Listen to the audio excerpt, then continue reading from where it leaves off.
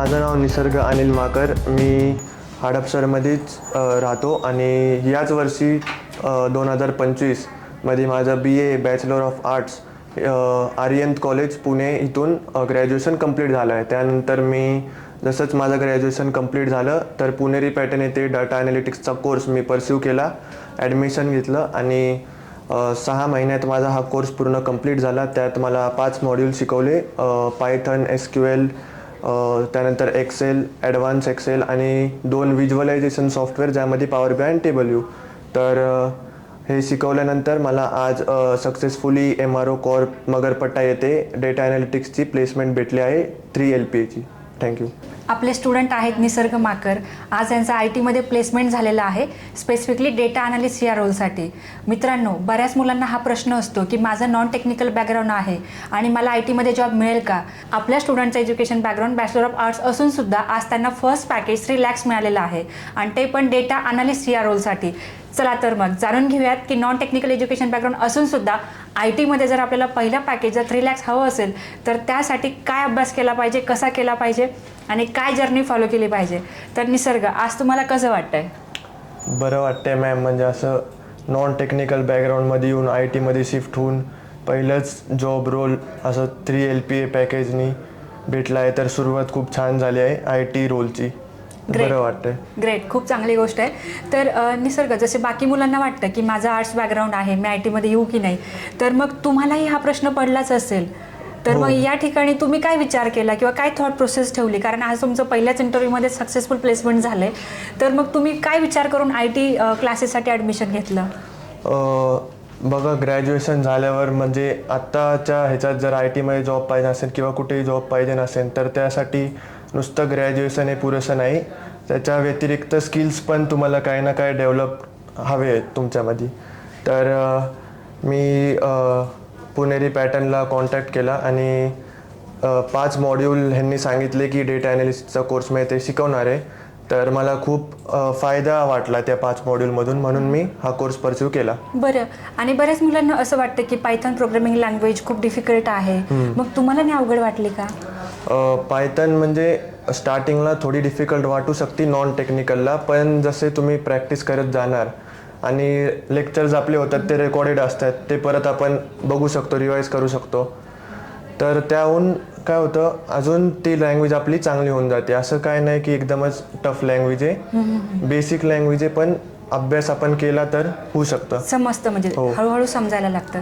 Great, खूप चांगली गोष्ट आहे. आणि आता मला अजून एक प्रश्न हा विचारायचा आहे की जनरली आपण जर ऑब्झर्व केलं तर टेक्निकल बॅकग्राऊंडचे जे मुलं असतात की त्यांचं इंग्लिश कम्युनिकेशन असेल किंवा त्यांना कोडिंगचा बऱ्यापैकी एक गंध असतो किंवा आयडिया असते. आर्ट्स किंवा कॉमर्स बॅकग्राऊंड जर आपण बघितलं तर त्या मुलांना बऱ्यापैकी माहीत नसतं.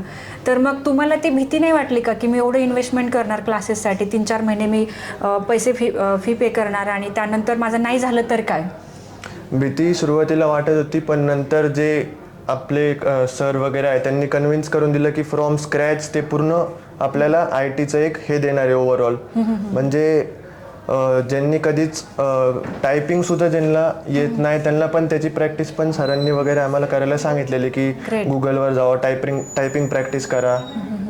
तर मग ज्याच्यासाठी कम्प्युटर हा पण नवीन आहे ते पण जॉईन करू शकतात. फक्त प्रॅक्टिस करणं ना, ते तुमच्यावर आहे, म्हणजे कितपत तुम्ही प्रॅक्टिस करता ते. बरं, प्रॅक्टिसवरून आठवलं, तुम्ही किती तास अभ्यास केला होता, किती प्रॅक्टिस केली होती? लेक्चर झाल्यावर 1-2 तास खूप म्हणजे पुरेसे आहे. 2 तास आपण लेक्चर झालं त्याच्यानंतर 1 तास प्रॅक्टिस केली, परत रात्री 1 तास तो लेक्चर आपण बघितला तरी खूप आहे. अच्छा, म्हणजे जवळपास एक 2 ते 3 तास तरी रोज केलं पाहिजे. Okay, good. आणि मला सांगा, आता तुम्ही हे जे क्लासेस केले होते तर हे क्लासरूममध्ये केले होते की ऑनलाईनमध्ये? हे मी हायब्रिड केलते, दोन्ही पण ऑप्शन आहे, ऑफलाईन पण ऑनलाईन पण. तर जसं म्हणजे सोयीनुसार, कधी मी गावाला मुंबईला मी माझ्या आजी राहते, तर तिथं गेल्यावर मी हायब्रिड म्हणजे ऑनलाईन करायचो किंवा ऑफलाईन करायचो. अच्छा, म्हणजे थोडक्यात कसाही जरी आपण क्लास केला तरी प्रॅक्टिस न चुकता केलीच पाहिजे. बरोबर, गुड, खूप चांगली गोष्ट आहे. तर निसर्ग, मला हे विचारायला आवडेल की आपल्या पुणेरी पॅटर्नमध्ये टेक्निकल बॅचेस तर आहेत त्याच्यात, पण त्यासोबत इंटरव्ह्यू प्रिपरेशन आणि प्लेसमेंटसाठी सुद्धा वर्क केलं जातं. तर याबद्दल तुमचा काय अनुभव राहिला आहे? तर सॅटर्डेला आपले मॅमचे बॅचेस होतात, तर त्यामध्ये सगळं ते एकदम डिटेलिंगमध्ये सांगतात की कसं इंटरव्ह्यू प्रिपरेशन झालं पाहिजे, कसं तुम्ही CV तयार केलं पाहिजे, कसं म्हणजे जेवढं टेक्निकल स्किल्स आहे तेवढं वर्बल कम्युनिकेशन पण इम्पॉर्टंट आहे इंटरव्ह्यू पास होण्यासाठी. ते सगळं पण इथं शिकवलं जातं. बरोबर. आणि आता जर आपण obviously Magarpatta around top MNC जर प्लेसमेंट घेतोय तर ऑब्व्हियसली सगळा इंटरव्ह्यू तर इंग्लिशमधून झाला असणार, बरोबर? तर मग तुम्हाला नाही भीती वाटली? नाही मॅम, कारण की मी म्हणजे वर्बल कम्युनिकेशन थोडं चांगलं होतं, कारण की मी लिटरेचर बॅकग्राऊंडमधून आहे. आणि इंटरव्ह्यू क्वेश्चनचे आपले जे रिक्रुटमेंट मॅम आहे त्यांनी सगळं म्हणजे सांगितलेलं की JD प्रिपेअर करा, हे प्रिपेअर करा, तर तेच सगळे क्वेश्चन विचारले गेले म्हणून मला सांगता आले अजून चांगलं. ग्रेट, खूप चांगली गोष्ट आहे. तर इंग्लिश प्रिपरेशनसाठी तुम्ही काय सल्ला द्याल? कारण आपले आर्ट्स किंवा कॉमर्स बॅकग्राऊंडचे बरेच मुलं आहेत क्लासेसमध्ये, सो त्यांना अजूनही भीती वाटते की मी बोलू की नको, किंवा मला प्रोनाऊन्सिएशन पण जमत नाही. तर अशा स्टुडंटला तुमचा काय ॲडवाईस असेल की त्यांनी इंग्लिशची कशी तयारी केली पाहिजे? सगळ्यात आधी तर म्हणजे जेव्हा पण आपण आपल्या फ्रेंड्स किंवा कुठं पण आपल्याला जेव्हा टाइम भेटेल तेव्हा ट्राय करा की इंग्लिशमध्ये आपण कम्युनिकेट करतो, कारण की रीडिंग आणि रायटिंग तर असते म्हणजे येत असते बऱ्याच मुलांना, पण कम्युनिकेट जे करायचं असतं, इंटरॅक्शन जे असतं ते म्हणजे ज्याला प्रॅक्टिस करायचं आहे त्यांच्यासोबत इंग्लिशमध्ये बोलत जावा. ग्रेट, खूप चांगली गोष्ट आहे. खूप चांगला आणि इम्पॉर्टंट ॲडवाईस केला. मी आत्ता 2 दिवसापूर्वीच्या सेशनमध्ये सुद्धा तेच सांगितलं कम्युनिकेशनबद्दल, की तुमचं रेग्युलर जे रुटीन आहे की जे तुम्ही सकाळी उठताय, ब्रेकफास्ट करताय किंवा स्टडी करताय, तर या सगळ्या गोष्टी तुम्ही इंग्लिशमधून कन्व्हर्सेशनमध्ये ठेवा, जेणेकरून तुम्हाला कॉन्फिडेंटली टेक्निकलसुद्धा बोलता येईल. चालेल. तर आता मला सांगा की ओव्हरऑल इंटरव्ह्यूचे किती राऊंड्स होते, त्याच्यामध्ये त्यांनी काय विचारलं आणि तुम्ही कसं त्यांना आन्सर केलं? 2 राऊंड होते. पहिलं टेक्निकल होतं, तर त्यामध्ये त्यांनी विचारलं की तुम्ही डेटा ॲनालिस्ट हा कोर्स कशाला परस्यू केला, दुसरा कुठला का नाही. तर मी त्यांना सांगितलं की मी नॉन टेक्निकल बॅकग्राऊंडमधून आहे, BAचा, तर डेटा ॲनालिटिक्स आम्हाला खूप डुएबल कोर्स वाटला. म्हणजे स्टार्ट जेव्हा आपण IT करिअरला करतो तर डेटा ॲनालिटिक्समध्ये मला वाटलं की आपण करू शकतो. आणि त्यानंतर मी त्यांना हेही सांगितलं की जर आता पुढे जाऊन हा कोर्स चांगला झाला तर पुढं ॲडव्हान्स जर मला करायचं असेल तर जॉबसोबत ते पण करू शकतो, ते प्रमोशन्स वगैरे काम येणार. आणि असेच क्वेश्चन 2-3 त्यांनी अजून विचारले की आमच्या फर्मबद्दल तुम्हाला अजून काय माहिती आहे, तर मॅमने सांगितलेलं की स्टडी करून जावा, JD. मग त्यांच्या थोडं फर्मबद्दल पण मी माहिती घेतली की कधी कोण फाउंडर आहे, कधी फाउंड झाली ती कंपनी, काय कशावर काम करतायत, तर ते सांगितल्यामुळं क्वेश्चन्स अजून कमी झाले. म्हणजे जर कॉन्फिडेंटली आपण सुरुवातीलाच बोललो तर ते इंटरव्ह्यू आपला थोडा कमी ह्याच्यात होऊन जातो. एक्झॅक्टली, म्हणजे कंपनीबद्दल थोडा रिसर्च जास्त केल्यामुळं त्यांना हे कळालं की तुम्हाला फार इंटरेस्ट आहे ह्या जॉबमध्ये. सो हा इम्पॉर्टंट फॅक्टर आहे. खूप इम्पॉर्टंट गोष्ट बोलली आज निसर्गने, कारण की खूप मुलांचं असं होतं की इंटरव्ह्यूचा जस्ट कॉल मिळाला आणि त्यांना एवढी घाई होते ते डायरेक्टली इंटरव्ह्यूला चालले जातात. पण त्याआधी थोडीशी तयारी करणं गरजेचं आहे, त्या कंपनीबद्दल रिसर्च करणं गरजेचं आहे, कारण त्याशिवाय तुम्ही त्या कंपनीबद्दल पॅशन कसं दाखवणार. तर हा फॅक्टर फार महत्त्वाचा आहे. मी पण बऱ्यापैकी इंटरव्ह्यू प्रिपरेशनमध्ये हे सांगतच असते की तुम्ही थोडा रिसर्च करून जा. त्यानंतर मला हे विचारायला आवडेल की टेक्निकल राऊंड ऑफ इंटरव्ह्यू किंवा जो कोडिंग राऊंड होता तर त्याच्यामध्ये काय टाईपचे त्यांनी क्वेश्चन विचारले किंवा काय डेप्थपर्यंत गेले? टायपिंग स्पीड पहिले तर विचारली, ॲक्युरेसी किती ते विचारली, एक्सेलचं थोडंफार विचारलं, कितपत नॉलेज आहे, आणि जे त्यांचे रिक्वायरमेंट्स आहेत ते सगळं त्यांनी विचारलं. ओके, ग्रेट, खूप चांगली गोष्ट आहे. चालेल. सो मला हे सांगा की आता पुणेरी पॅटर्नमध्ये बरेच लोक काम करतात, जसं काउन्सिलर टीम आहे, सपोर्ट आहे, प्लेसमेंट आहे, माझे लेक्चर असतात, टेक्निकल ट्रेनर आहे, बरेच लोक मिळून ही सिस्टीम चालवतात.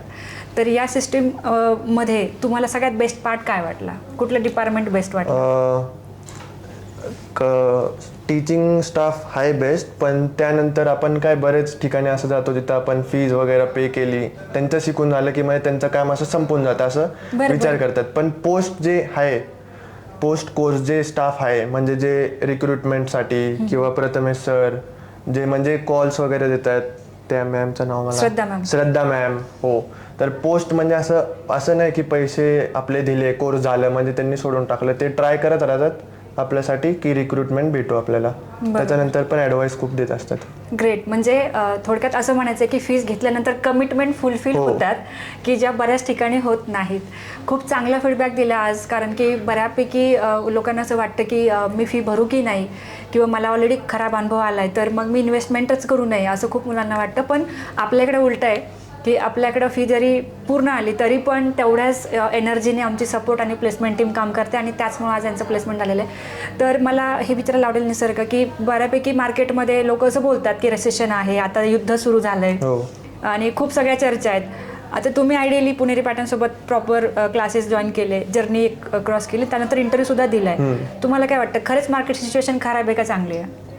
म्हणजे जॉब असं बघायला गेलं तर आहे भरपूर, कारण की मॅमने जे ते म्हणजे माझा अजून एक फ्रेंड पण आहे, तर त्याला पण म्हणजे जॉबचं हे केले, अप्रोच केले आणि दोन ठिकाणी आतापर्यंत त्याला केलं जॉबचं अप्रोच, आणि मला पण झालं आहे, माझं काम पण झालं आहे. तर सिच्युएशन तर नॉर्मलच आहे, चांगली आहे. एक्झॅक्टली. बघा, म्हणजे आपण बघू शकतो, कारण आम्ही तर नेहमीच सांगतो की भरपूर जॉब्स आहेत, पण जर तुम्हाला तुमच्यासारखा स्टुडंट किंवा तुमचाच एखादा फ्रेंड जर सांगत असेल की कंडिशन चांगली, तर फक्त एकच गोष्ट बाकी राहते, ती आहे अपग्रेडेशन.